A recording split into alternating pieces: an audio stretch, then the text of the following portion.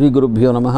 ఓం జ్యోతిర్మయం మహాకాలం విశ్వరూపం చిదాత్మకం దివ్యజ్ఞానం సదాసేవ్యం అవధూతముపాస్మహే. కూష్మాండ బలికి మంత్రం అనేది ఉంటుంది. అయితే క్షేత్రపాలక బలి అని అంటారు, తర్వాత దిక్పాలక బలులు అంటారు. అట్లే అమ్మవారికి దిష్టి తీసే బలి ఉంటుంది, బలి మంత్రాలు ఉంటాయి. తర్వాత ప్రకృతికి బలిచ్చే బలి మంత్రాలు ఉంటాయి. ఈ విధంగా దేనికి అది సపరేట్ మంత్రాలు ఉన్నాయి. అయితే కూష్మాండము అనేది ఏమిటి అంటే, కూష్మాండము అంటే బూడిద గుమ్మడికాయ. బూడిద గుమ్మడి శాస్త్రం ఏం చెప్తున్నది అంటే, బూడిద గుమ్మడికాయనే కొట్టాలి అనేది శాస్త్రం చెప్తున్నది.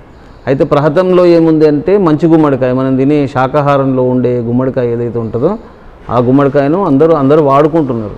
అయితే శాస్త్రంలో ఆ గుమ్మడికాయ లేదు. అయితే నాకు మా గురువుల ద్వారా తెలిసింది ఏమిటి అంటే, బూడిద గుమ్మడికాయ బ్రహ్మ సృష్టి అని, మంచి గుమ్మడికాయ విశ్వామిత్ర సృష్టి అని తెలుసు.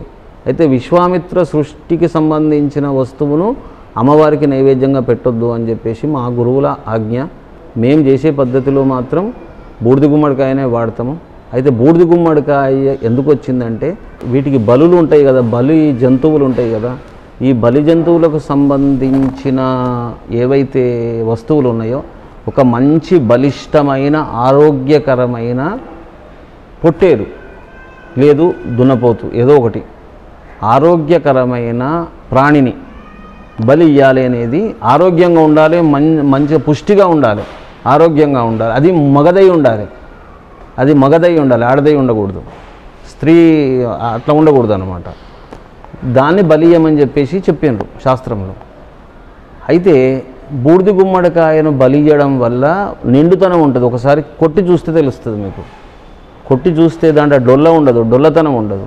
మంచి గుమ్మడికాయలో అంటే శాకాహారం కూర చేసుకునే గుమ్మడికాయలో కొట్టినంత మాత్రమే డొల్లతనం వస్తుంది. ఆ వెలితి అనేది ఉండకూడదు అన్నమాట. దీన్ని కూష్మాండ అని అన్నారు. ఏది బూడిద గుమ్మడికాయను కూష్మాండ అని సంబోధించారు. దీన్ని కూష్మాంబ అని అన్నారు. ఏది మంచి గుమ్మడికాయను, అదే శాకాహారంలో వాడుకునే కూర గుమ్మడికాయను కూష్మాంబ అని అన్నారు. దీన్ని కూష్మాండ అని అన్నారు. బూడిద గుమ్మడికాయను కూష్మాండ అని అన్నారు. మనకు కూష్మాండనే లెక్క, కూష్మాంబ లెక్క కాదన్నమాట. అందు గురించి మంచి బలిష్టమైన ఆరోగ్యకరమైన పొట్టేలను బలి ఇవ్వడానికి ఏదైతే ఆరోగ్యంగా ఉంటుందో దానికి ప్రత్యామ్నాయంగా బూడిద గుమ్మడికాయను వాడినరు. దసరా రోజనే కాదు, బలి వస్తువు దసరా రోజు ఒక్కటే, దసరా రోజు అని కాదు, ఇంకే రోజులలోనైనా గృహప్రవేశాలలోనైనా ఎక్కడైనా సరే దాన్ని బలి ఇవ్వడానికి బూడిద గుమ్మడికాయనే శ్రేష్టము, మంచి గుమ్మడికాయ శ్రేష్టం కాదు. అయితే హారతి ఇవ్వడము అనేది అది లోకాచారంలో ఉన్నది. బూడిద గుమ్మడికాయ మీద హారతి కర్పూరం పెట్టేసి ఒక్కొక్కరు ఏం చేస్తుంటారు అంటే, బూడిద గుమ్మడికాయకు మంచి గుమ్మడికాయకు ఒక చెక్క తీసేస్తారు, దాంట్లో నుంచి తీసేసి దాంట్లో హారతి కర్పూరం నింపి ఒకసారి కత్తి పెట్టిన తర్వాత అది ఎట్లా పనికి వస్తుంది? కత్తి పెట్టిన తర్వాత పనికిరాదు కదా. అది కూడా మగవాళ్ళే కొట్టాలి, ఆడవాళ్లకు అర్హత లేదు.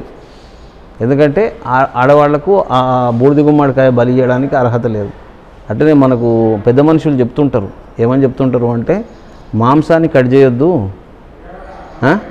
మగవాళ్ళు కట్ చేస్తే తర్వాత వీళ్ళు మిగతా పని చేసుకోవచ్చు, కానీ తీసుకొచ్చి అట్లనే చేయొద్దు అని చెప్తుంటారు పెద్దవాళ్ళు. అట్లనే ఇది కూడా అంతే. అందు గురించి ఆడవాళ్లకు బలి ప్రకరణంలో అర్హత లేదు. బలిచ్చే విషయంలో వాహన పూజకు కానీ, గృహప్రవేశానికి కానీ, అమ్మవారి ముందు కానీ, దేవాలయాలలో కానీ, గృహప్రవేశాలలో కానీ, దిక్పాలక బలులలో కానీ, క్షేత్రపాలక బలులలో కానీ బూడిద గుమ్మడికాయను మాత్రమే వాడాలి. మంచి గుమ్మడికాయ కూడదు. శుభం.